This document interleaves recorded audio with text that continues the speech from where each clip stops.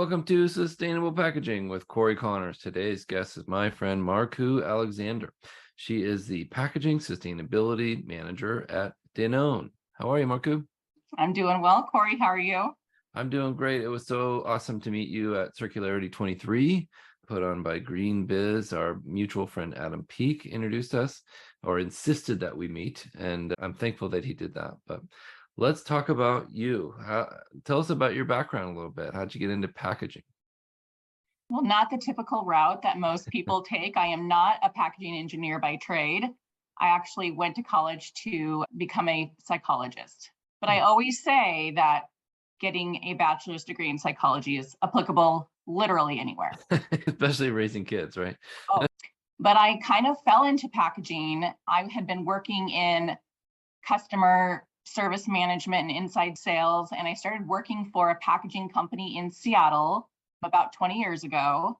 And that's really where I found my love of packaging, specifically sustainable packaging. It's where I met my husband. We met on the job.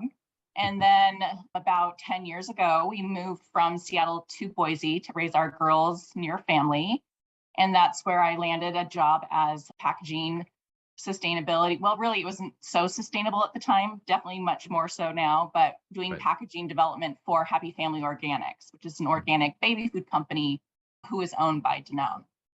So I spent my first 8 years within Danone, specifically at Happy Family, really focused on all of the packaging development for the full company, but then really became passionate about sustainability. And then a role opened up within Danone North American, the larger enterprise. So I got to switch gears and do sustainability full time, which I love. But I still get very close ties to all my friends at Happy Family. So I appreciate that. That's a good story. Usually something like that will come about and you'll have to leave because somebody will get consolidated. But it sounds like you're able to stay within the family of companies, and that's really cool.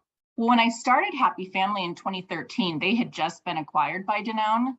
So for the first few years I was with the company, we were still very much operating as our own small little, growing baby food company. But then as the years went on, it was becoming more and more integrated within Danone, a lot more resources and opportunities within the company. So it was really a great transition for me. I still absolutely love Happy Family, always will. And the fact I still get to work with them among all the other brands is pretty ideal. That's excellent. And I know your line of food is very difficult to package sustainably. So I'm excited to hear about that. But what is your focus on a day-to-day basis? You're talking about possible new materials. Tell us more. All of the above. Yeah. So really, my focus within Danone, and there's really just two of us focused on packaging sustainability, myself and Sam Harrington, who's the director of packaging sustainability. And we're really strongly focused on building out and meeting all of Danone's packaging circularity goals. And then we have this very in-depth decarbonization roadmap that we're working towards. We're part of the SBTI commitments. So it's looking at all of the things. What's the right format? What's the right material? Can we switch to something reusable, or can we switch to something that's bio-based? So it's really looking at all the different options because we have so many different types of food products. Danone has brands like Silk and Stoke and So Delicious, and so a lot of dairy yogurt products, and then a lot of plant-based milk products. So it really runs the gambit. So we really need solutions for each different type of product. Right. And kids brands that are packaged differently. And we were talking about Danone earlier. My kids love those yogurts and the different products that you make. So keep up the good work for sure. We appreciate it. Can you tell us what SBTI stands for? I like to define acronyms. Yes, so it's Science-Based Targets Initiative. Yep. So Danone, along with, I think there's 4,000 companies now that have been signed on to meet these really challenging decarbonization goals to meet the 1.5 Celsius carbon reduction. So it's focused on all aspects of our business, agricultural, raw, pack, all of the different aspects. But of course, my focus is on the packaging and sustainability side. And what can we do to reduce our carbon footprint by 2030 and then beyond? There's And there's been some amazing innovations in those different things, including all the way back to how do we raise the cattle to, or how do we feed the cattle that where we get the milk from.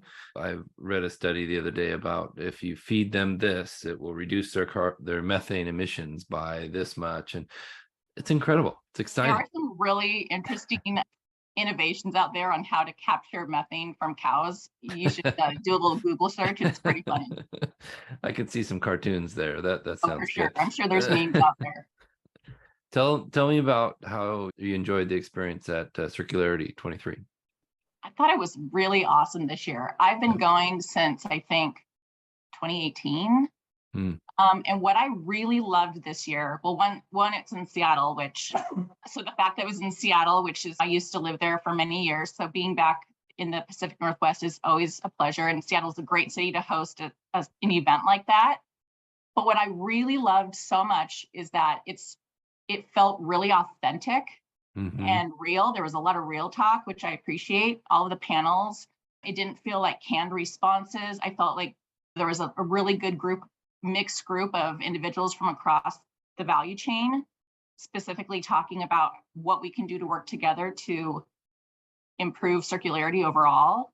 I also love that it's not just packaging, it's not just food, it's a lot of different industries, and there's a lot to be learned from different businesses from what we do.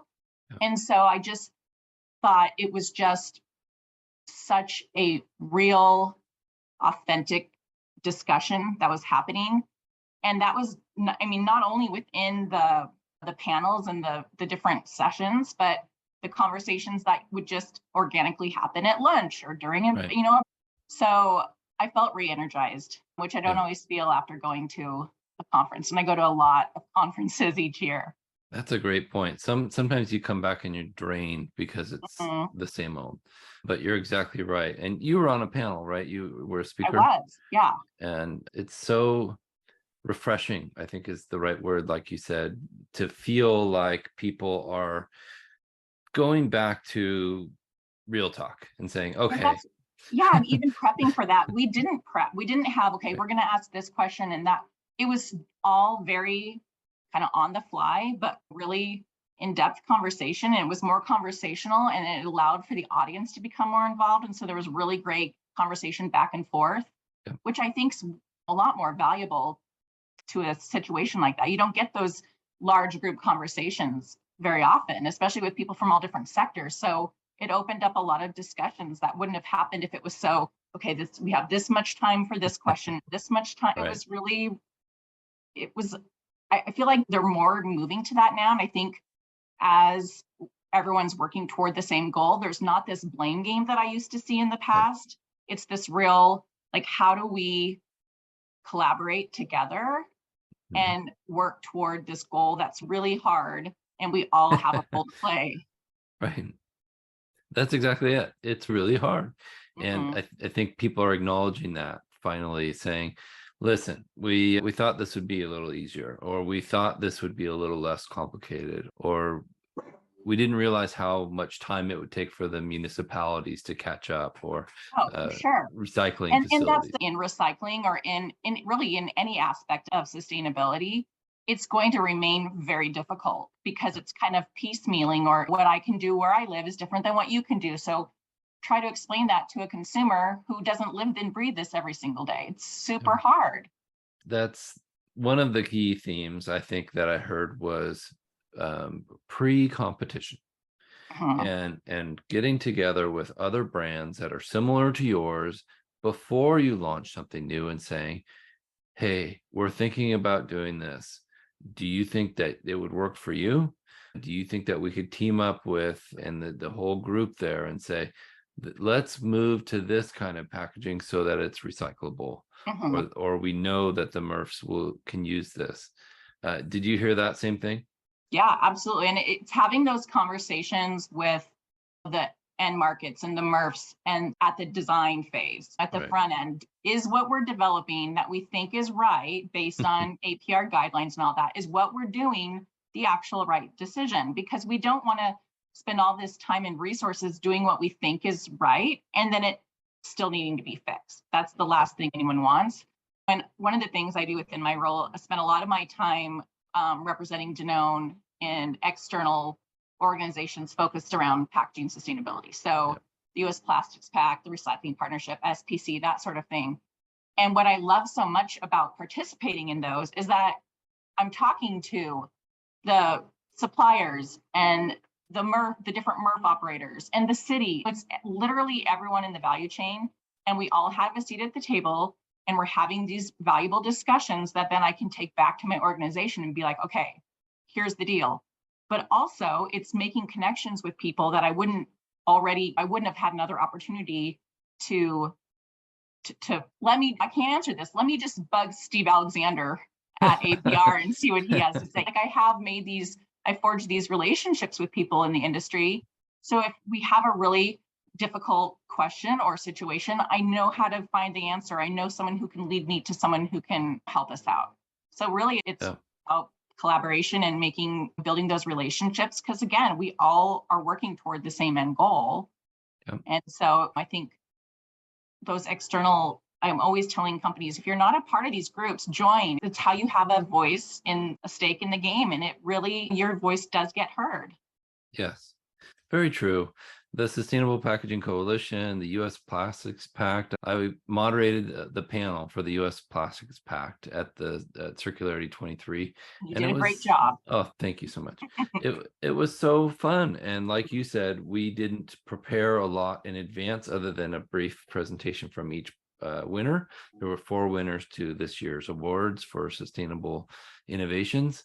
And I was amazed how the crowd reacted and immediately had questions and wanted to be involved.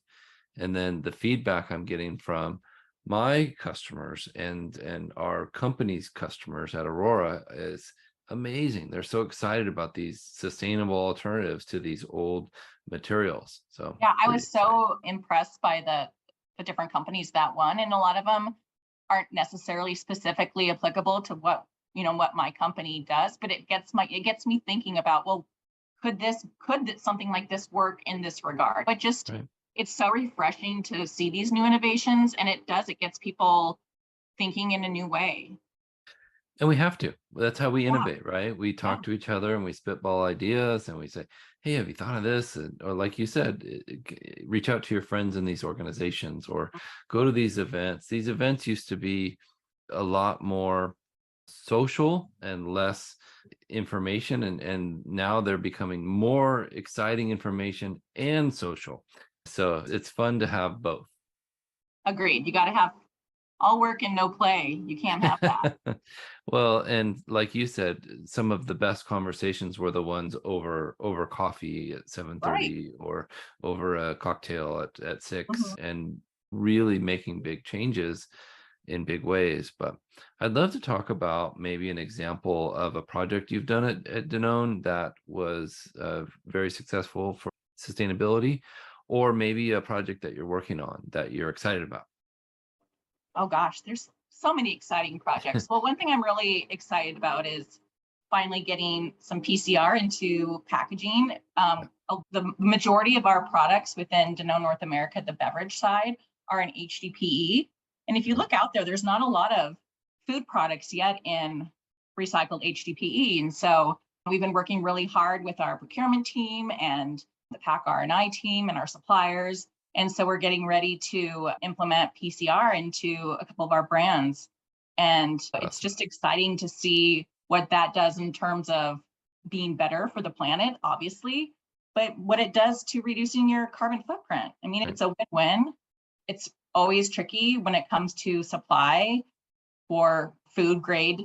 PCR and making sure that there's as we kept hearing it, Circularity 23, long-term contracts, but making Right. sure that there's ample supply to fulfill your volume requirements.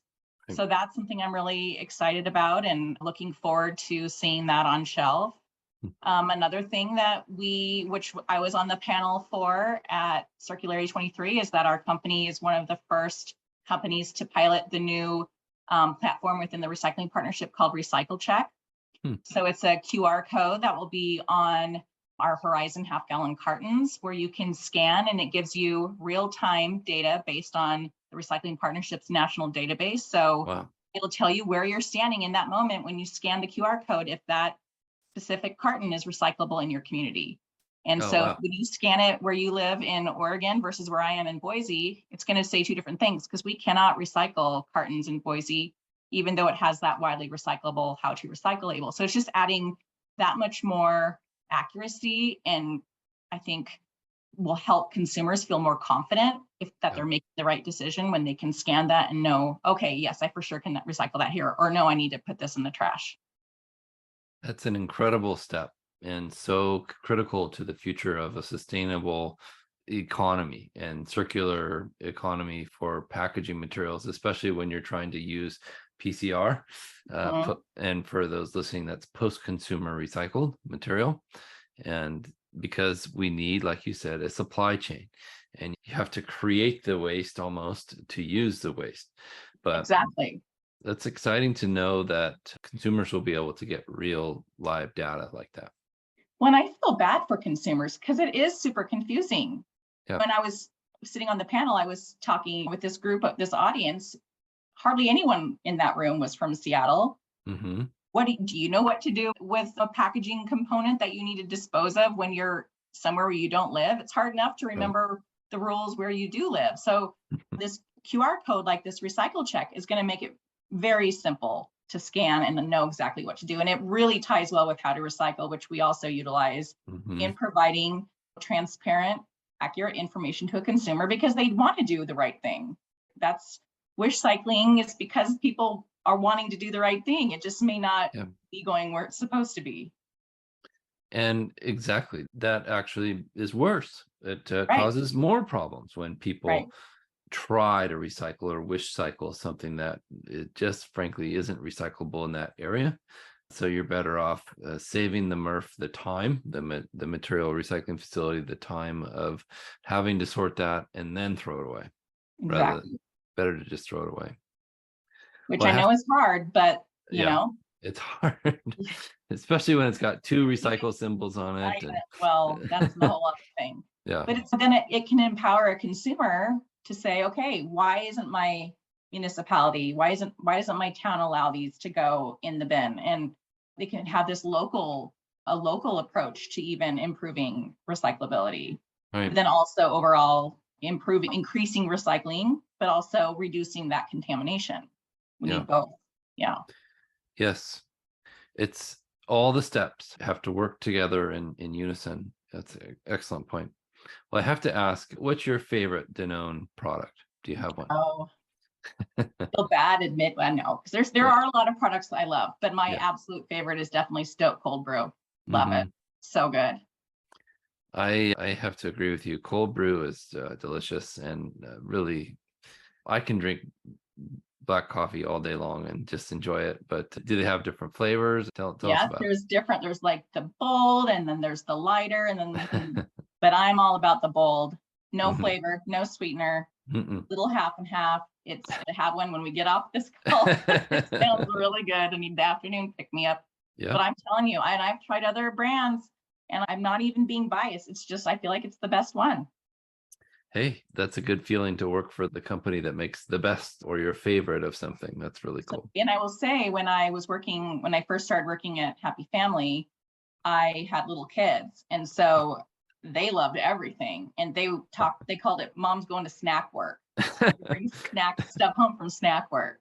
Yeah. So, but we have a lot of different products that my family loves. In fact, we were in McCall over the weekend. It's a little lake town here in Idaho. And I kept joking because it was all these different families who brought all the different food to share. And I kept saying, are you guys trying to like butter me up? Because they had all these, they had like Silk and So Delicious and Mm. Oikos and all these Danone brands. I was like, did you guys bring all this on purpose to like butter me up or something? Oh, we didn't even know that was one of the brands you guys did. Oh, and I was like, there's a lot. I know. I love that. Well, it's nice to have that support from friends and family, isn't it? It is. Yes. Well, I wanted to discuss the possibility of using reusable packaging for the kinds Oh, of products that you provide, and would love to know your thoughts on the future of that. well, I'm a big fan. I'm going to show this to you. Do you see Yeah, this? This Oh, is wow. an old clay Danone yogurt pot from way back in the day. Yeah. And that's what all the yogurt used to come in. So obviously Awesome. very reusable. So Sam Harrington and I both have one of these. He got it for me. We have it on our desk as inspiration of reusable packaging. So definitely would love to see more reusable packaging out there. I think it's so smart. It makes so much sense. I think it's really tricky Yeah. when it comes to how do we broaden this and make it scalable. Right. I think certain products are easier to do in a reusable format, Yep. but I think there's so much opportunity and I would love to see it happen. It's just whoever figures out well, not the whole thing, needs to be collaboration, but Right. the reverse logistics and the cleaning and getting consumers engaged with returning it back to the store. But I do see a huge opportunity and I really hope we can get it to be at a point where it's scalable. Yeah. We've had some really positive results from pilots that have been done in Europe with some of our Danone products. Great. There's baby food and yogurt, but I'd love to see it scale more and have the opportunity to do it in the US. We're looking at all options. A lot of our products are in the refrigerator set, and that's not well established for reusable packaging yet. Right. To see that happen. But yeah, I'm a big fan. That's exciting to hear. I'm going to keep in touch with you about as we learn about these new materials that are and these new systems that make it so you can reuse the packaging materials. Yeah, where I see it being so successful and working really well, and I want to see more of it, is at concert venues or game places where it's easier to capture the material and it's easier to make that infrastructure work for cleaning and refilling and all of that. Yep. I would love to see that scale more, but it makes so much sense. I've been to so many concerts where my heart palpitates for the amount of plastic cups I see in the trash can. And I'm like, no, Marcu, you're supposed to be having fun. So I love to see it happen in venues like that or in sporting events. I think that is a great place to really get people to understand what it is, get comfortable with it, and then start to see it move out of closed arenas. I agree. The R Cup, a company that sponsored or provided cups for Circularity 23, was right on. And exactly like you said, we've got these people in a closed area. They're going to have a couple beers or a couple drinks, and you might as well recover those cups to be used at the next event. Oh, very good point. So it makes so much sense. It's like, let's get that everywhere. Yes. Well, I think you're right. And stay tuned for more of that, people listening. How do people get in touch with you, Marcu? Well, I'm definitely on LinkedIn. You can find me there. It's probably, you could email me. Yeah. But yeah, you can come to Boise and flag me down. But I'd say, yeah, probably LinkedIn's the easiest way to get a hold of me. Right on. Well, thank you so much for your time and your wisdom and your friendship. I appreciate it so much, and really looking forward to posting this episode. If you're listening, make sure you've subscribed so you don't miss the next episode. And thank you, Aurora Packaging Solutions, for sponsoring this podcast. Stay tuned for more.